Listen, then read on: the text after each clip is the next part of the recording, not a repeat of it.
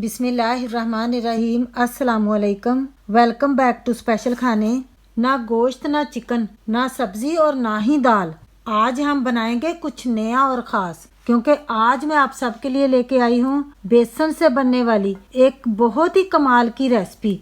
अगर आज आप ये सोच रहे हैं कि खाने में ऐसा क्या बनाया जाए जो गोश्त चिकन से ज़रा हटकर भी हो और चटपटा और करारा भी हो, तो ये रेसिपी फिर आपके लिए है। यकीन माने आप इस रेसिपी को एक बार नहीं बल्कि बार बार बनाएंगे और हर बार ही घर वाले प्लेटें तक चाट जाएंगे, क्योंकि ऐसा है ये शानदार ग्रेवी में डूबी हुई बेसन की कतलियों का स्वाद। तो चलिए आइए फिर जल्दी से रेसिपी को बनाना स्टार्ट कर लेते हैं।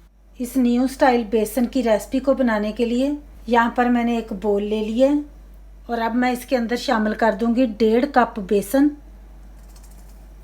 बेसन को आपने छान कर लेना है।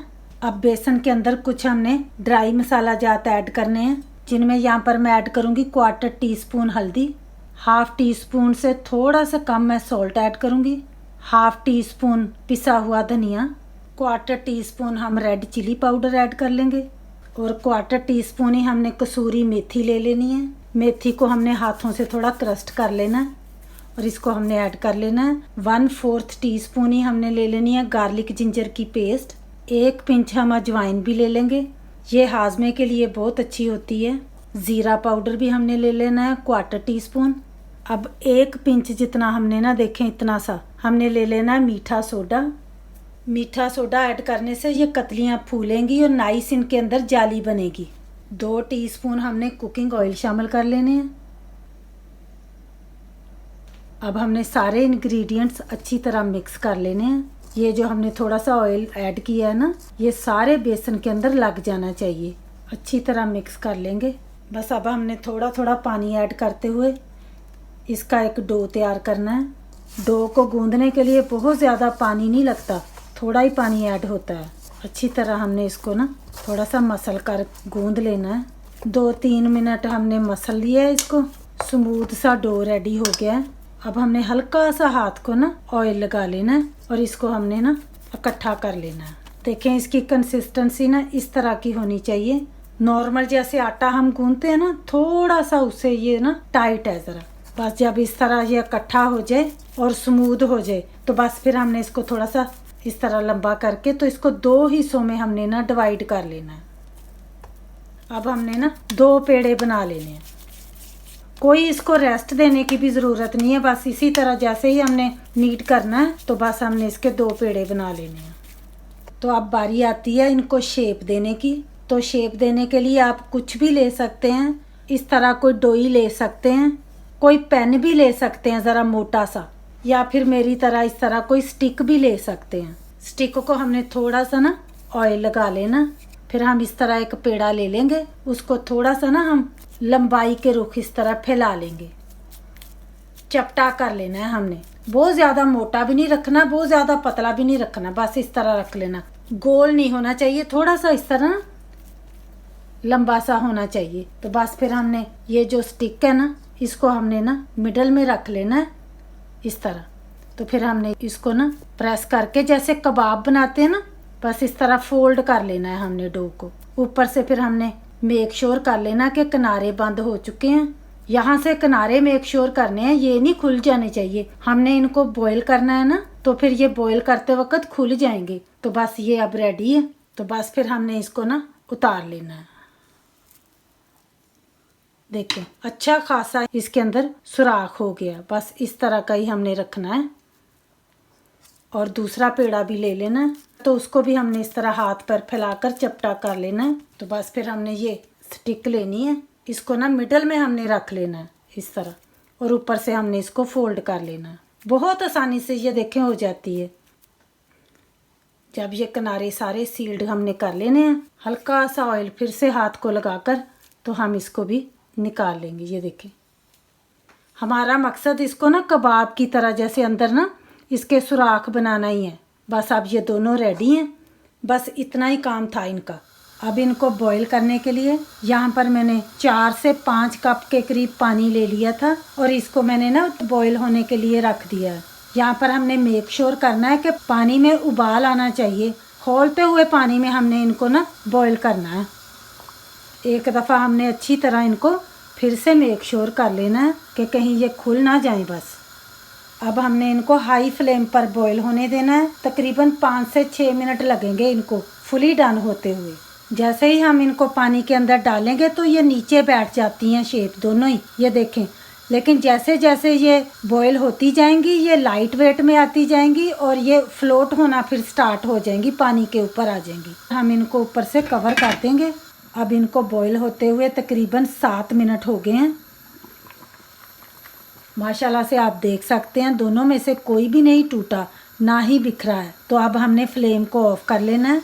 ये जो आप छोटे छोटे इनके ऊपर बबल से देख रहे हैं ना वाइट से, ये इनका मेन इंडिकेशन है कि ये नाइसली बॉईल हो चुके हैं। अब ये कच्चे नहीं रहे। इनको हमने ना निकाल लेना है।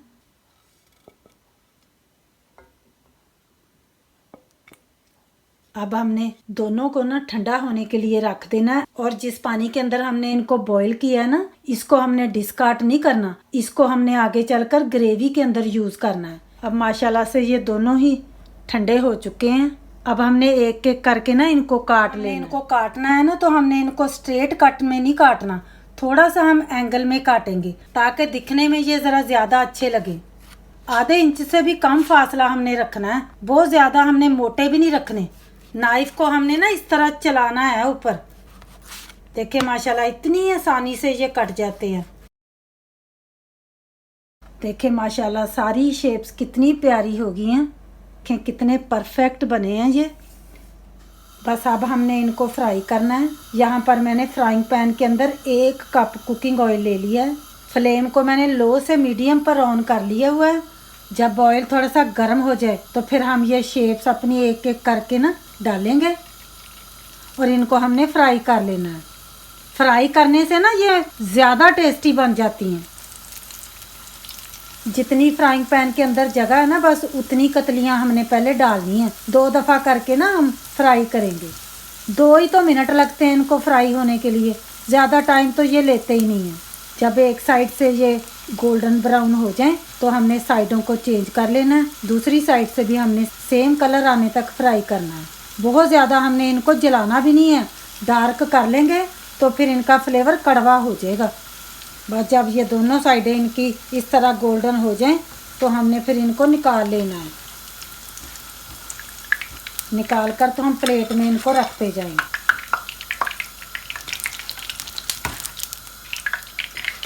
इसी तरह हमने दूसरा बैच भी फ्राई कर लेना है। अब मैंने सारी ही शेप्स माशाल्लाह फ्राई कर ली हैं। दिखने में ऐसे ही लग रहे हैं जैसे फ़िश के पीस होते हैं। तो बस अब हमने इनको साइड पर रख लेना है और इनके लिए हमने एक ग्रेवी तैयार करनी है। अब ग्रेवी को बनाने के लिए यहाँ पर मैंने कुकिंग पॉट ले लिया है। फ्लेम को मैंने लो से मीडियम पर ऑन कर लिया है। अब ये वही ऑयल है जिसके अंदर हमने बेसन की शेप्स को फ्राई किया था। यही ऑयल हमने यूज़ कर लेना है ग्रेवी के लिए। अब यहाँ पर 1/2 टीस्पून साबुत ज़ीरा ऐड कर लेंगे। अब जैसे ही ज़ीरा थोड़ा सा क्रैकल्ड हो जाए तो यहाँ पर मैंने 2 मीडियम साइज़ के अनियन लेकर तो उनको मैंने चॉप कर लिया है। इनको हमने ऐड कर लेना है। अब हमने अनियन को फ्राई करना है। जब अनियन हल्का सा ट्रांसलूसेंट सा दिखने लगे और इसमें से कच्चापन चला जाए तो फिर हम इसके अंदर ऐड कर देंगे 1 टेबलस्पून भर के बेसन का। अब हमने बेसन को भी ना अनियन के साथ ही भून लेना है ताकि बेसन में से भी कच्चापन चला जाए अनियन के साथ ही। जब हम इस ग्रेवी के अंदर थोड़ा सा बेसन ऐड करते हैं ना तो एक तो ये ग्रेवी को थिकनेस देता है, दूसरा कि ग्रेवी का टेस्ट इतना मज़ेदार बना देता है ना कि बस फिर दिल करता है कि खाते ही जाएं। और अब हम इसके अंदर ऐड कर देंगे गार्लिक जिंजर की पेस्ट। ये मैंने ले ली है 1 टेबलस्पून।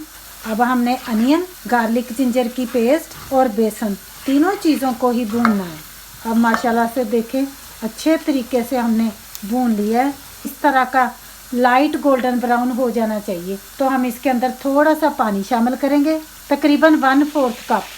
और अब हम इसके अंदर कुछ ड्राई मसाला जात ऐड करेंगे, जिनमें हम सबसे पहले तो ऐड कर लेंगे salt 1 teaspoon, red chilli powder भर के मैं डालूँगी 1 टीस्पून, 1/4 टीस्पून हल्दी, एंड 1.5 टीस्पून हमने ले लेना है पिसा हुआ धनिया।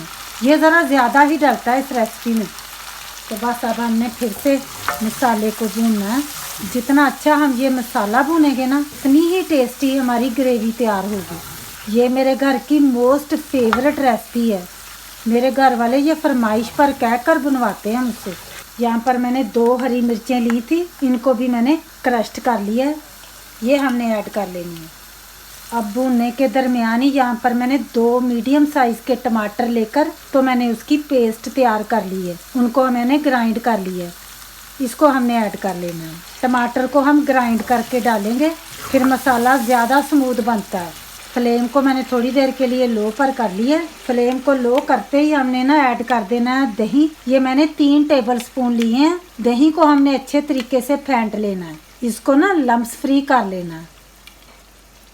इसको हमने ऐड कर देना, हल्का सा इसको मिक्स करके तो फ्लेम को हम फिर से मीडियम पर कर लेंगे। लो फ्लेम करके जब हम दही ऐड करते हैं ना, तो उसमें लम्स नहीं पड़ते। हाई फ्लेम पर कभी भी दही को ऐड नहीं करते। अब हम 2 मिनट के लिए कवर कर लेंगे। बस अब 3 मिनट के बाद हम लिड को ओपन कर लेंगे और माशाल्लाह से हमारा मसाला अच्छे तरीके से पक चुका है। ऑयल भी देखें आप, इसने रिलीज़ कर दिया है। मसाला ऐसे लग रहा है जैसे कोरमा है।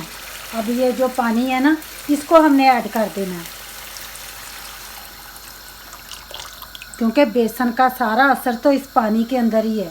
अब यहाँ पर मेरे पास 2 हरी मिर्चें और 2 लाल वाली मिर्चें हैं। इनको भी हमने ग्रेवी के अंदर डाल लेना है।